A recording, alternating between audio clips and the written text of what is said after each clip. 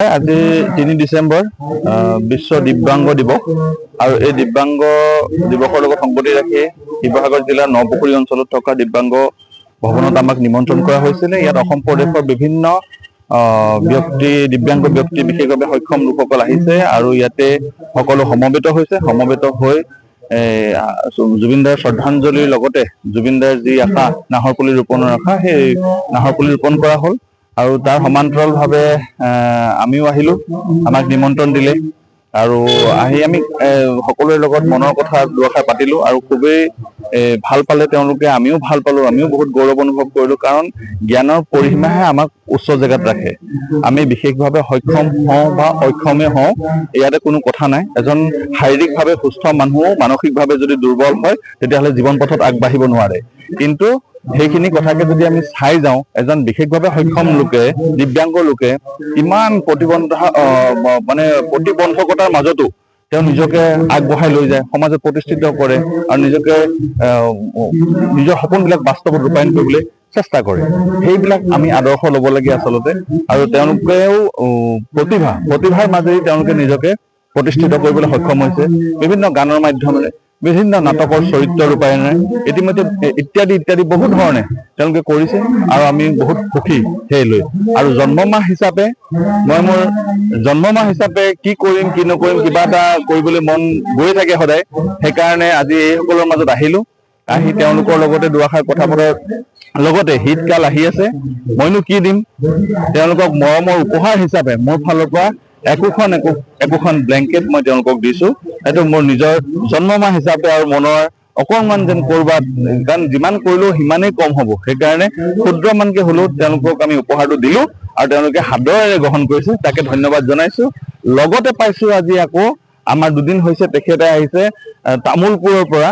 তেখেতে জুবিনদাৰ যি আদৰ্শ নাহৰ পুলি ৰোপণ কৰিব লাগে, জুবিনে নাহৰ ভাল পাইছিলে, জুবিনদাৰ যি আদৰ্শখিনি সেই গোটেই অসমবাসীক বিশ্ববাসীৰ জ্ঞাতাৰ্থে লৈ ফুৰিছে। তেওঁ কঢ়িয়াই লৈ ফুৰিছে। তেওঁ আজিলৈকে তামোলপুৰৰ পৰা পদবৰ্জে আহি শিৱসাগৰ পাইছে আৰু জুবিনদাই থকা সেই ৰুদ্ৰসিংহ ৰিজৰ্টখনতে তেখেতে যোৱা 2 দিন ধৰি বাসস্থান কৰি আছে। আজি এখেত আকৌ শদিয়াৰ ফালে ঢাপলি মেলিব। তেখেতকো শুভেচ্ছা জনাইছোঁ, ধন্যবাদ জনাইছোঁ। তেখেতে আপোনালোকে দেখাই পাব, তেখেতে নাহৰ পুলি যাক পাইছে নাহৰ পুলি বিতৰণ কৰি ঘূৰি ফুৰিছে। তেওঁ এই পদক্ষেপক আমি শলাগ লৈছোঁ আৰু তেখেতৰ উত্তৰণ কামনা কৰিছোঁ। ৩ ডিচেম্বৰ দিব্যাংগ দিৱস হিচাপে পালন কৰা হয়। এই দিৱসটি উদযাপন কৰাৰ প্ৰধান লক্ষ্য হৈছে যে সকলো মানুহক এটা কথা জ্ঞাত কৰা, উপলব্ধি কৰা যে আচলতে কিবা এটা আমাৰ কোনোবাই নেদেখে, কোনোবাই হয়তো খোজকাঢ়িব নোৱাৰে, কোনোবাই কথা ক'ব নোৱাৰে, কোনোবাই নুশুনে, এনেধৰণৰ তেওঁলোকৰ এটা অংশৰ বিকলতাটো যে আচলতে এটা সাধাৰণ কথা। কাৰণ কম বেছি পৰিমাণে আমি যদি এজন সম্পূৰ্ণ মানুহৰ চিন্তা কৰোঁ, তেতিয়াহ'লে দেখা যায় যে তেওঁলোকৰ কোনো এটা শৰীৰৰ এটা অংগৰ হয়তো কিবা এটা বিকলতাত থাকিব পাৰে, কিন্তু মানসিকভাৱে হ'লেও বা চিন্তাৰ ক্ষেত্ৰত মানে সমাজৰ কাৰণে এজন শুভান্নোদায়ী ব্যক্তি হিচাপে যেনেধৰণে সকলোৰে চিন্তা কৰিব লাগে, সেই চিন্তা কৰিব পৰা ক্ষমতাটো নথকাটো এক প্ৰকাৰ মানে বিকলতা বুলি আমি ক'ব পাৰোঁ। সেইটো মানে আমি তথাপিও সেই বিকলতাটো আমাৰ সকলো মানুহৰ মাজতে এক প্ৰকাৰ আছে বুলি আমি নিশ্চয় ক'ব পাৰোঁ। আৰু সেই কথাটো স্বীকাৰ কৰিহে মই দিব্যাংগসকলক দিব্যাংগ বুলি ক'ব বিচাৰোঁ যে তেখেতসকলে আচলতে এটা মানে শাৰীৰিক এটা অসুবিধাৰ কাৰণে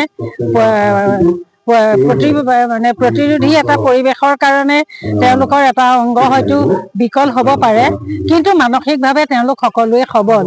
আৰু এই সত্যটো আমি মানে তেওঁলোকৰ মাজত যে এই সত্যটো আছে, এই কথাটো যে আছে, এই গুণটো আছে, সেই গুণটোক যাতে আমি সকলোৱে সন্মান কৰি তেওঁলোকক পূৰ্ণ মানুহ হিচাপে গণ্য কৰি তেওঁলোকক আমি মানৱতাৰ মৰ্যাদা আৰু সন্মান প্ৰদৰ্শন কৰিব লাগে। সেই কথাটোৱে আচলতে আমাৰ মূল মন্ত্ৰ আজি দিৱসটো পালন কৰা। আৰু তেওঁলোকৰ যি এটা অংগ নোহোৱাৰ কাৰণে তেওঁলোকে যিখিনি বৈষম্যতা তেওঁলোকে বাস্তৱ জীৱনত ভোগ কৰে, সেই ভোগখিনি যে আচলতে কম বেছি পৰিমাণে তেওঁলোকে অলপ তেওঁলোকৰ হয়তো সকলো অংগ উচ্চ থকা মানুহতকে অকমান কিবা এটা কম হ'ব পাৰে, কিন্তু মানুহ হিচাপে তেওঁলোক যে সম্পূৰ্ণ, তেওঁলোক যে পৰিপূৰ্ণ একোজন ব্যক্তি চিন্তা চেতনাৰ যোগেদি, বিচাৰৰ যোগেদি, সেই কথাটো উপলব্ধি কৰোৱাটোহে আমাৰ আজিৰ দিৱসৰ কিন্তু পালন কৰাৰ প্ৰকৃত মেছেজ হ'ব লাগে। প্ৰকৃত বাণী সেইটো হ'ব লাগে যে কম বেছি পৰিমাণে প্ৰত্যেকজন মানুহেই দিব্যাংগ, কিন্তু আমি মানে কোনোৱে পৰিপূৰ্ণভাৱে মানে পাৰফেক্ট মানে পৰিপূৰ্ণ ব্যক্তি নহয়। গতিকে আমাৰ কিবা এটা অংগ নাথাকিব পাৰে, কিন্তু আমিও পৰিপূৰ্ণ মানৱ, এই কথাটো উপলব্ধি কৰাব লাগে।